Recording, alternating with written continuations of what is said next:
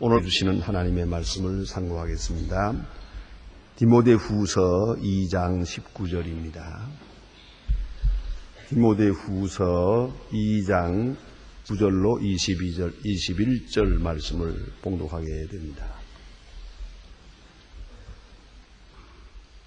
디모데후서 2장 9절로 21절입니다. 지금 찾으신 대로 저와 같이 한 목소리로 봉독하시겠습니다. 그러나 하나님의 견고한 섭신이 인치심을 있어 일렀으되 주께서 자기 백성을 아신다 하며 또 주의 이름을 부르는 자마다 불러 의에 떠날지어다 하였느니라. 큰 집에는 금과 은과 그릇은 아니요 나무와 질그릇도 있어 귀히 쓰는 것도 있고 천히 쓰는 것도 있나니 그러므로 누구든지 이런 것에서 덜 깨끗하게 하면 귀히 쓰는 그릇이 되어 거룩하고 주인에게 쓰심이 합당한 모든 선한 일에 예비함이 되리라. 아멘. 여기까지 보았습니다. 인생을 어디다 비유하느냐 하는 것이 바로 그의 소위 말하기를 인생관이라고 합니다. 그래서 우리가 인생관, 가치관, 세계관 이렇게 세 가지 관을 바로 세워야 한다. 그렇게 말합니다. 그래서 이것을 미국에서는 삼관운동이라고 부릅니다. 삼관개혁운동이라는데 인생관, 세계관, 가치관 그것이 아주 중요합니다. 사람을 어떻게 보느냐, 내가 도대체 누구냐, 내가 무엇이냐 하는 것이에요. 인간이 동물입니까? 동물적인 요소가 있습니다. 그는 영원한 존재요, 영원을 지향합니다. 그런 갈등 속에 있습니다. 그래서 생각해 보세요. 그래서 흔히들 인과하기를 만물의 영장이라 그럽니다. 모든 생물 중에 가장 우뜸이다 해서 만물의 영장이다 라고 말하고 있지만 요새 세상이 너무 타락하니까 만일에 동물들이 모여서 마음대로 사람처럼 회의를 할 수 있다면 동물들이 사람을 비웃을 겁니다. 만물의 영 물간지 오랬다 그럴 겁니다. 왜요? 동물만도 못한 게 많으니까. 동물보다 더 더러운 것도 많으니까. 동물보다 더 썩은 것도 많으니까. 동물보다 더 열심히 싸우니까. 여러분 생각해 보십시오. 이런 웃기는 얘기가 있답니다. 이건 실제 이야기입니다. 아프리카에는 옛날에 식인종이 있었거든요. 정말로 사람을 잡아먹는 그런 식인종이 있었어요. 그 식인종들에게 들어가서 선교사가 있었어요.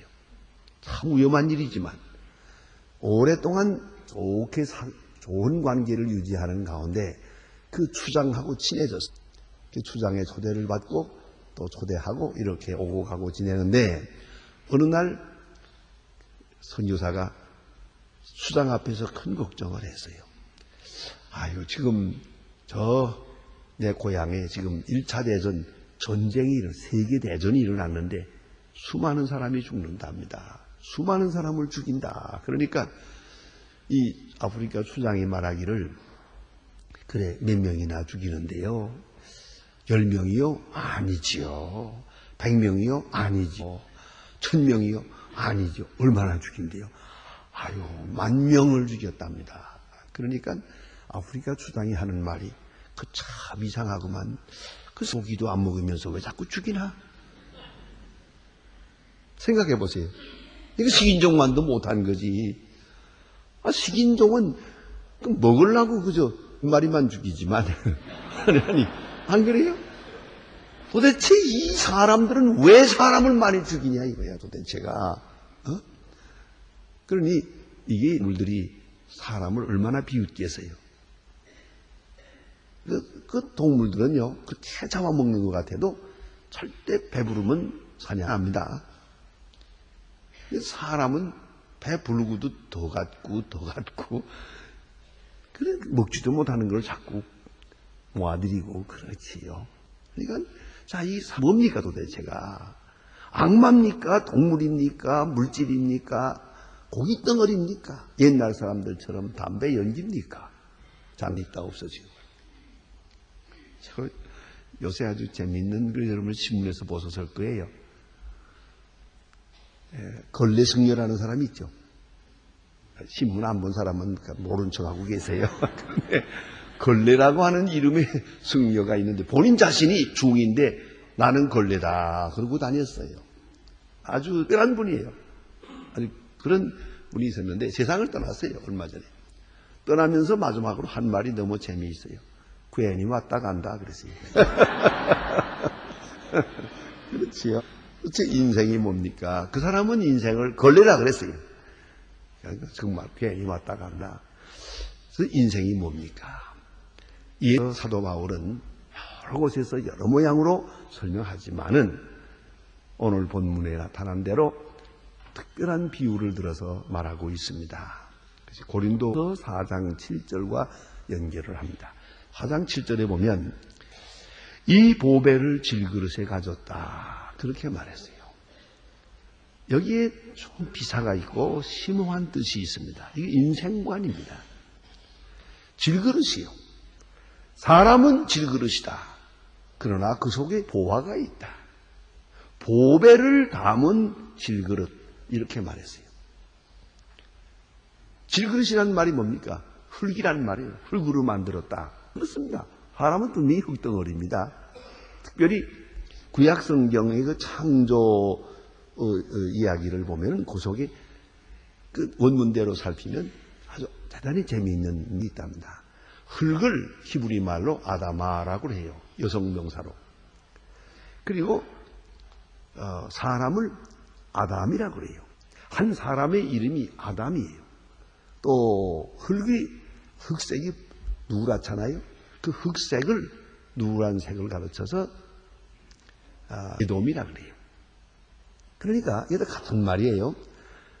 그러니까 성경에 아담이라는 말이 있는데 아담아 하면은 원문대로 보면 흙덩어리야 하는 때예요.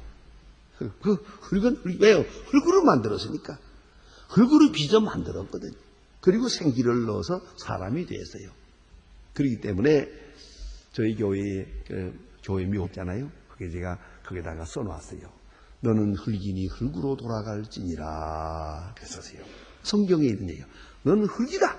흙이니 흙으로 돌아가라. 흙에서 나서 흙에 난 것을 먹고 살다가 흙으로 돌아가는 게 사람이에요. 그러나 이건 그릇이에요. 그 흙덩어리 속에 보화가 있어요. 이걸 우리가 생각해야 됩니다. 보배가 있어요.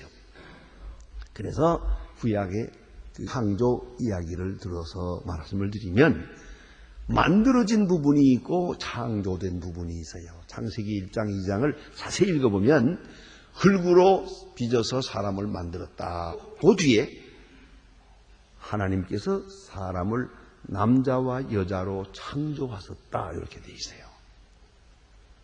창조된 부분은 하나님의 형상이요. 만들어진 부분은 육체예요. 이 복합적 존재예요. 그러니까 창조된 하나님의 형상이 만들어진 흙덩어리로 된 질그릇에 들어있는 거예요.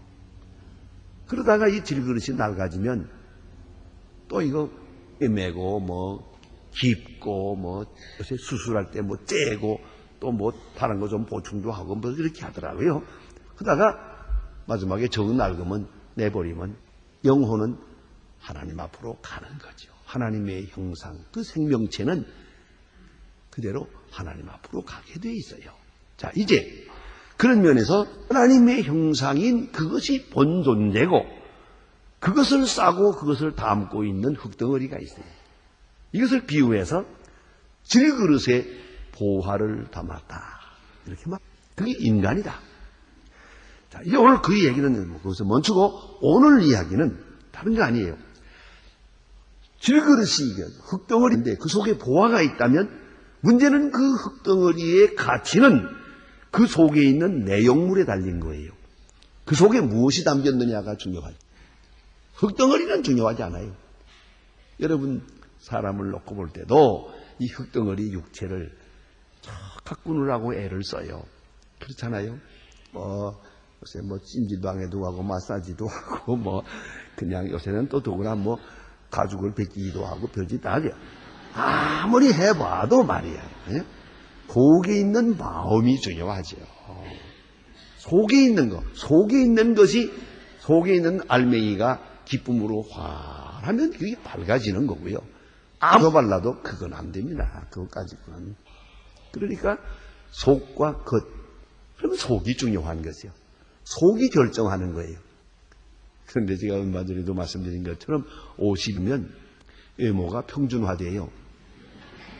그러니까 뭐 잘나도 못나도 뭐 50대면 다, 더구나 우리 한국 사람들은 감자같이 생겨가지고 똑같습니다. 뭐 여기서 보니까 똑같아요. 그냥 뭐 예쁘고 안 예쁘고, 그 젊은 아이들은 확실히 예쁘고 안 예쁘고 한데 나이가 들면 그게 그거예요. 그런데 중요한 건 이거 하나는 분명해요. 밝은 얼굴과 어두운 얼굴이 있어요. 지금 이렇게 여러분, 제가 좀 우스운 얘기를 한다고 다 같이 웃고 그러는데, 다 같이 웃지만 안 웃기로 결심한 사람이죠. 그 대신 나는 그걸 모르겠어. 그것을 알고 싶어요. 왜 그러고 앉았는지, 밥을 굶었는지, 한바탕 싸우고 왔는지 알 수가 없거든 도대체가. 그건 속이거든요. 속. 겉이 아무리 화려하면 뭐래요. 속이 썩으면 썩은 거지. 속에 귀한 것이 있으면 귀한 것이고요. 속이 썩은 것이 있으면 썩은 거예요. 안 그렇습니까? 이걸 우리가 깊이 생각해야 돼요. 그래서 가치는 그 내용물에 의해서 결정되는 것이다. 하나님의 형상이 깨끗하게 살아있을 때 그 흙덩어리는 소중한 가치를 지니게 되는 것입니다. 그런데 오늘 본문에는 한 단 더 나아가서 이건 하나의 사명적 차원에서 인간을 정하고 있습니다. 그것은 뭐냐면 큰 집에는 금그릇과 은그릇이 있을 뿐 아니요 나무그릇과 질그릇도 있어 귀 쓰는 그릇도 있고 천이 쓰는 것도 있나니 이렇게 말씀하고 있어요. 그릇인데 그릇이 하나가 아니고 다양하다는 거예요. 속은 같은데 그릇은 달라요. 여러 모양이 있어요. 여기는 일반적 가치를 말하고 있는데 그릇이란 일반적으로 평가할 때 그 자료에 따라서 평가돼요. 원자재에 따라서 평가하는 거예요. 그러니까 금으로 만든 건 금그릇, 은으로 만든 건 은그릇, 나무로 만드는 것은 나무그릇이더라 이거. 흙덩어리로 빚어서 구워 만든 것은 아무리 좋아도 그건 요새 뭐 도자기니 뭐 높이지만 역시 질그릇. 그건 질그릇이요. 흙은 흙이니까 어디까지나. 그건 금은 아니요.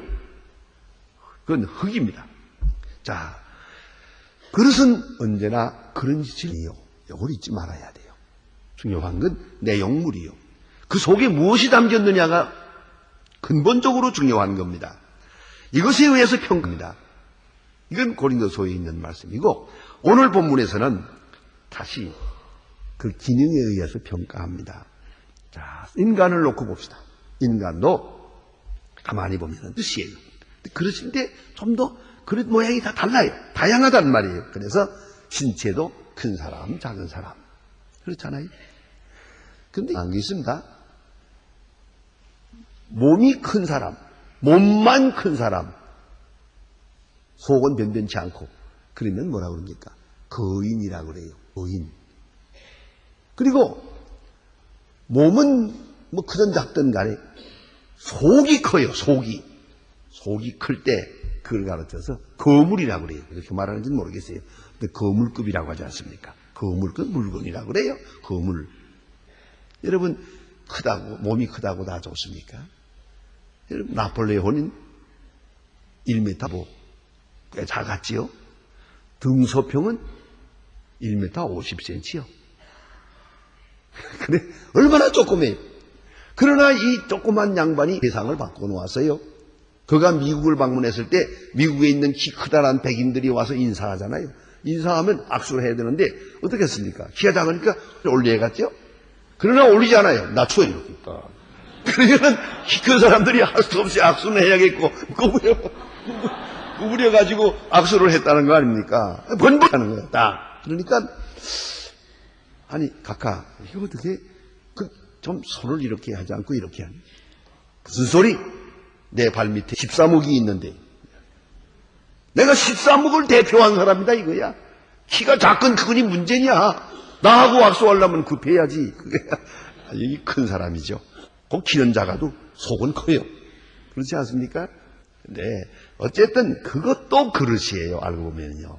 그래서 신체상이 다양하지요. 지능도 다양하지요. 구성도 다양하지요. 능력도 다양하지요. 다 달라요. 여러분, 이거 아주 중요한 겁니다. 문화신학적으로요. 다 다른 것만 알아도 인간은 반은 성공한 겁니다. 우리는 어디서부터 잘못되느냐? 다르다는 걸 인정하지 않으려고 그래요. 그리고 가려야 한다고만 생각해요. 다른 데로 두세요. 다시 말해서 부부간에 왜 싸우는지 아세요? 남자를 여자 만들라니까 문제예요. 여자를 남자 만들라니까 문제예요. 남자는 남자대로 냅두세요. 여자는 여자대로 그대로 두세요. 성격이 급한 사람은 급한 대로 두세요. 그건 그대로 필요하니까. 온유한 사람은 온유한 대로 두세요. 그 말없이 얌전한 것만 그저 칭찬하고, 좀 장난기가 심한 놈은 저러면 저건 무엇이 될라나 이러고. 그게 바로 말썽이에요. 요새는 괴짜를 키워라 그러지 않습니까? 현대교육의 특징이 괴짜를. 원래 정신병자와 천재는 비슷하거든요. 종이 하나 사이예요. 그러니까 나와 다르다. 그 다른 점, 그 특별히 다른 점, 이걸 그대로 인정을 해요. 그러니까 인정을 하지 않으려니까 문제거든요. 그래서 우리 생각 같아서는, 자, 우리 자녀들 키울 때도 앉아라 서라 그러면 앉아라면 앉고 서라면 서고 공부하라면 공부하고 자라면 자고 얼마나 좋아요. 그건 아주 완전히 어떤 구조적으로 굳어진 인간이에요. 그건 아무 생각도 못 써요. 사실은 장난기가 좀 심하고 가출도 하고 뭐 괜찮아요. 그런 것도 다. 이렇게 해서 여러 모양의 사람이 있다. 다 나와 같지 않다. 나와 같다. 아니 같아서도 안 된다. 이걸 인정을 해야죠.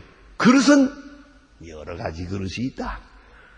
큰 그릇, 작은 그릇, 긴 거 막 많잖아요. 예? 또 어떤 데 보면 요새는 또 별로 쓰지도 않는 그릇 또 갖다가 구경하는 그릇도 있잖아요. 예? 도자기라 그래가지고 예술품도 그래요. 오늘 이렇게 꽃꽂이 해놓은 거 보면 그릇을 가지고 했죠. 여러 가지 그릇. 요새는 더더욱 또 재주가 많아서 여기도 올라오는 거 보면 아주 희한한 그릇들 많더라고요. 그릇은 여러 가지요. 그릇은 여러 모양입니다. 그걸 인정을 해야 돼요. 다 머리가 좋아야 될 필요 없습니다. 그럴 필요도 없어요. 또 다 그렇게 커야만 되고 다 작아야 되고 그런 거 아니잖아요. 여러 모양의 사람이 필요한, 여러 모양의 그릇이 중요한 건 여기에 있어요. 주인에게는 다 필요하다는 거죠. 주인 쓰시기에 합당해야 되니까. 주인 보기에는 다 필요해요. 용도대로 쓰는 거예요. 어떤 건 부엌에서 쓰고 어떤 것은 방에서 쓰고 어떤 것은 화장실에서 쓰고 다 용도대로 쓰게 되죠. 주인에게는 다 필요해요. 다 필요해요. 그래서 이 여러 모양의 그릇을 가지고 있게 마련이죠. 그러면 이 그릇들은 생각해야 됩니다. 우리는 다 필요하다. 누가 누구를 정죄해도 안 되고 누가 누구를 낮추평가해도 안 됩니다. 그대로 가치를 인정할 줄 알아야 됩니다. 내게는 필요치 않지만 주인에게는 필요해요. 뭐 저런 건 큰 그릇이 필요한가 하지만 그건 주인이 필요해요. 여기 작은 건 왜 필요한가? 주인에게 필요해요. 주인이 쓰시기에 필요하니까. 그러니까 주인의 뜻대로. 그러면 문제는 여기에 있습니다. 오늘 본문의 핵심은 여기 있는 겁니다. 귀 쓰는 것과 천이 쓰는 것도 있다 그랬습니다. 자, 귀 쓰는 것과 천이 쓰는 것. 문제는 여기에 있는 거예요. 귀하게 쓰여져야 되겠다는 말이죠. 왜요? 그 귀한 것이 담길 때마다 귀한 것이 되거든요. 귀하게 쓰여지면 귀한 그릇이에요. 그런데 오늘 본문의 내용은 그것이 은이냐 금이냐는 상관이 없어요. 이걸 알아야 됩니다. 우리는 자기 자신의 가치를 생각을 해요. 나는 금이다. 나는 은이다. 이걸 자랑하고 있어요. 그러나 그는 그렇지 않아요. 금이라면은 그냥 때려가지고 그냥 금판대기 만들어서 팔면 되지. 그게 아니에요. 그릇이거든요. 그런 거로 그릇이라고 하는 특수 목적이 있어요. 금이라고 하는 것과는 관계가 없어요. 어떤 의미에서는 그러니까 내가 재주가 있고 IQ가 높고 지식이 있고 뭐를 하지만 그게 문제가 아니죠. 주인에게 어떻게 쓰여지느냐 하는 것이죠. 귀히 쓰여지느냐 천하게 쓰여지느냐 하는 것이죠. 예컨대 이게 아무리 금그릇이라도 술을 담았어요. 그래가지고 술잔으로 돌리면 그건 천한 그릇이요. 그러나 이게 뚝배기예요. 질그릇이에요. 그러나 이게 사람을 죽이고 살리는 좋은 약을 담았어요. 그러니까 이건 귀한 그릇이에요. 생명을 살리는 그릇이 아닙니까? 하나는 생명을 살리는 그릇인데 질그릇이에요. 하나는 사람을 미치게 만드는 건데 그건 금그릇이요. 그러면 문제는 자체의 질을 놓고 자질을 놓고 금이냐 은이냐 비싸냐 싸냐 그런 교환 가치에 의해서 평가할 것이 아니고 주인의 뜻대로 주인이 필요에 따라서 귀히 쓰는 것도 있고 천하게 쓰는 것도 있다. 그런 거로 우리는 귀히 써야지 해갔다. 다시 말하면 귀한 목적에 쓰여지는 거예요. 선한 목적에 쓰여지면 선한 것이 된다고 말이에요. 여러분 우리 사람도 그렇지 않습니까? 좋은 일에 쓰여지는 사람 좋은 사람이에요. 귀한 존재예요. 그럼 나쁜 일에 쓰여지면 아무리 재주가 좋고 머리가 좋고 지식이 많더라도 그건 나쁘지요. 그 얼마나 중요합니까? 우리가 칼을 놓고 보더라도 자 칼이 사람을 죽일 수도 있고 살릴 수도 있어요. 사람을 죽이기 위해서 수술하는 사람의 의사의 손에 들려진 칼은 사람을 살리고 있고요. 강도의 손에 들려진 칼은 사람을 죽이고 있는 거 아니겠어요? 칼은 같은 칼이 귀하게 쓰여지는 것이 있고 천하게 쓰여지는 있다. 사람도 아주 귀하게 쓰여지는 존재가 있다. 그리고 쓰여지는 존재가 있더라 하는 얘기예요. 그러면 이 귀천의 기준이 어디에 있느냐? 그것은 자질에 있지도 않아요. 금이냐 은이냐 흙이냐 그것도 아니. 인간에 비유한다면 IQ냐 지식이냐 건강이냐 능력이냐 재능이냐 이거와도 관계가 없어요. 오늘 본문의 다음 두 번째 핵심은 여기에 있는 것입니다. 깨끗하면 귀히 쓰여진다 그러죠. 깨끗하면 사실이죠. 우리가 그릇이 깨끗하면 즐거워 소중하게 쓸 수 있고요. 금그릇이라도 더러우면 쓸게 못 된다. 안 그렇습니까? 그러니까 아무리 똑똑한 사람도 속이 더러우면 못 쓰겠더라 이거야. 그리고 좀 부족한 데가 많은 것 같으나 그 사람이 속이 깨끗하면은 그건 소중하게 쓴다는 말이에요. 귀하게 쓰여진다 그런 말입니다. 참 여러분 많은 사람을 대하고 살지 않습니까? 우리 인간관계 속에 사는데 보면 정말 똑똑한 사람이 있어요. 재주 있는 사람도 있어요. 여러 가지 사람이 있는데 그러나 그와는 별도로 쓸만한 사람이 있고 쓸지 못할 사람이 있고요. 아무 일도 일을 시킬 수가 없고 그러나 어떤 사람은 좀 무능하긴 하지만은 그 사람을 아주 귀하게 쓸 수 있어요. 그 사람의 일을 맡기면 틀림없으니까. 그건 뭐요? 깨끗한 그릇이요. 그러면 깨끗하다는 그릇은 깨끗하기 때문에 그 속에 귀한 것을 담을 수 있다는 얘기가 되죠. 그릇은 어디까지나 용기니 여기 귀한 것을 담으려고 하는데 더러운 그릇에 귀한 것을 담을 수가 없거든요. 그럼 어째야 되겠습니까? 그릇을 비워야지요. 그릇을 깨끗하게 해야죠. 일단 깨끗하게 하고 볼 거예요. 내가 금이 못 돼요. 그래도 질그릇 같은 존재라도 깨끗하면 좋아요. 나무 그릇이라도 깨끗하면 좋아요. 깨끗이 비워서 정결하기만 하다면 어느 때라도 귀한 물건을 담을 수 있어요.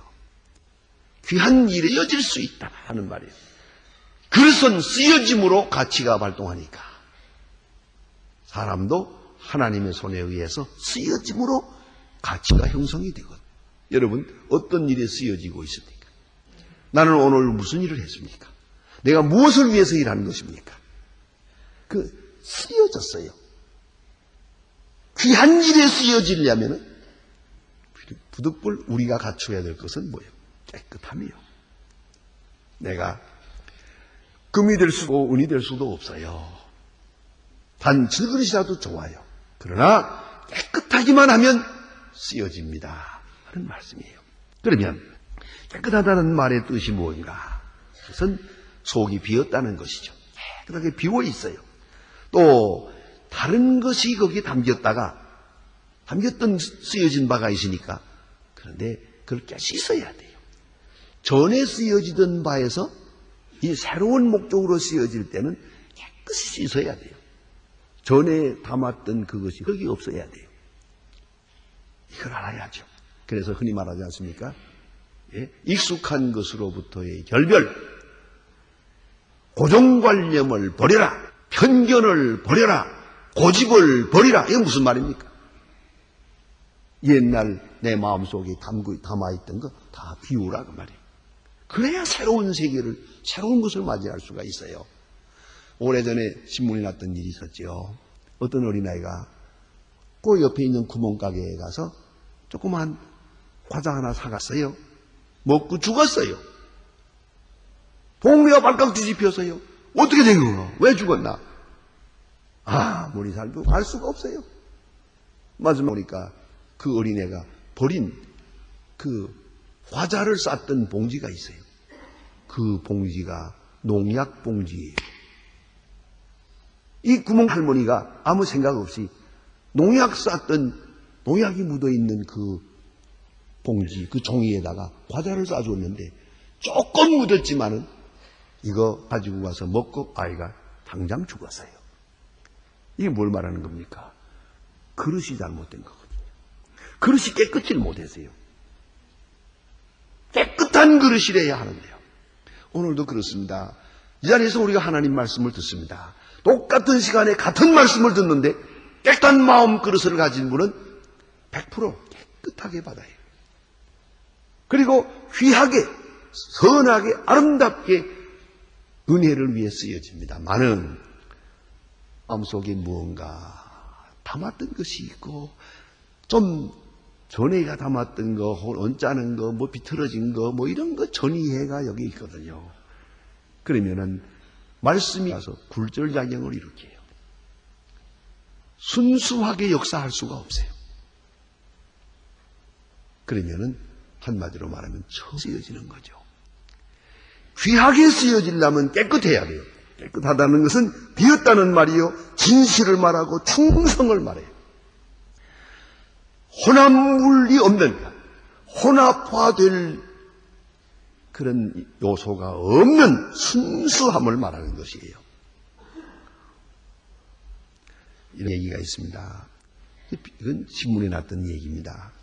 피아니스트 김용배라고 하는 분이 계세요. 그가 자기 미국에서 유학할 때 시절에 된 이야기를 수필로 신문에 썼던 칼럼이 있었습니다. 그는 유학 시절에 실내학 수업을 하는데 학기 말 시험을 보게 됐어요. 실내학이라고 하는 과목이기 때문에 시험이라는 것은 연주를 하게 돼 있어요. 그래서 피아노 3중주를 이걸 했어요. 피아노를 잘 연습을 하고 바이올린을 연습하고 다 연습을 해가지고 이걸 여러 달 동안 연습을 해서 이 학기 말 시험으로 연주를 하게 되는데, 시간 중에 한 사람 노 교수가 하는 말이, 자네 그 피아노 이렇게 칠 때 내가 옆에서 그 피아노 악보 여주지 그래요. 그 노인이 그러는데 거절할 수도 없고 아니라고 할 수도 없고 그러시죠. 이 노 교수가 옆에 딱 앉았어요. 김용배 선생이 지금 피아노를 질벌 떨었죠, 처음에는. 그러나 좀 있다가 적적 시간마다 딱딱 넘겨주는데 보니까 정확하게 넘겨주는데 아주 좋아요. 안도감이 생겨요. 오래 의지가 되고요. 그래서 피아노를 계속 쳐나갑니다. 연주를 해나가는데 넘겨야 될 시간에 안 넘겨주는 거예요. 이거 지금 이거 중간에 음악을 못 추면 안 되니까 본인이 급하게 넘겼어요.